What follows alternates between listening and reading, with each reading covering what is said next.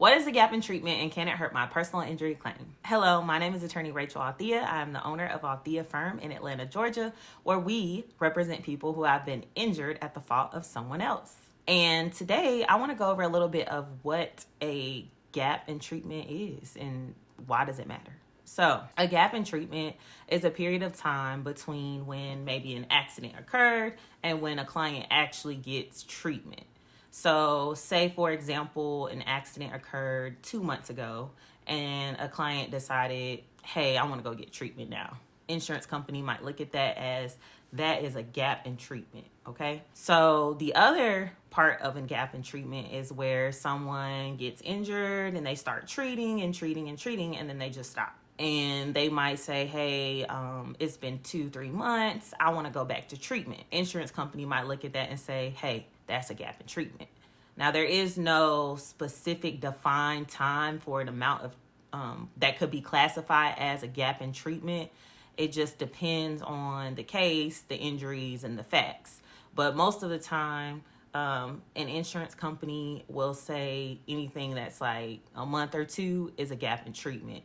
And they'll try to argue that, hey, if your client was really injured or if this person is really hurt, they would be treating. They would be going to appointments. They wouldn't, miss appointments.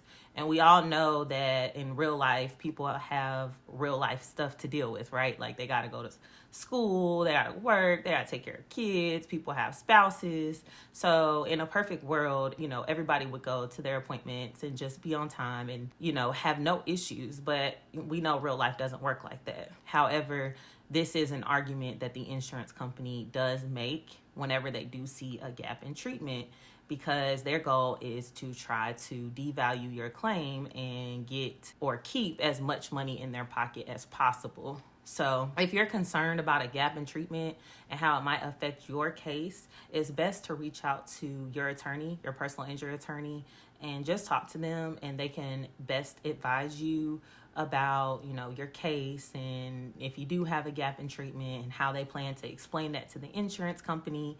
Because like I said, there's no defined period of time. This is all based on facts and arguments.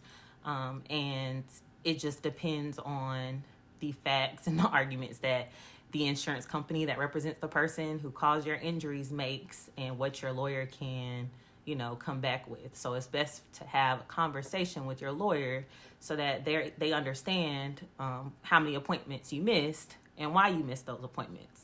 So like, for example, during COVID, a lot of people were treating for injuries, right? And then COVID hit. So we know that if it wasn't an extreme emergency, that people were not leaving the house to go to doctor appointments. So in those situations, an attorney might want to argue, hey, my client, there was a global pandemic, my client's not able to treat, and that's why they have these gaps in treatment, or this is why they had to wait to go to the doctor. Those are arguments that your attorney might be able to make on your behalf, but they can only make that if it's communicated to them that, you missed your appointment because of a pandemic, or you missed your appointment, because maybe your mom got sick or something like that, So it just depends on the case. It depends on the adjuster that your attorney is negotiating with, and it just depends on the facts and the arguments that your attorney makes, whether the gap in treatment will negatively affect your case. All right, if you like these videos, feel free to like, subscribe, follow, comment if you have any questions.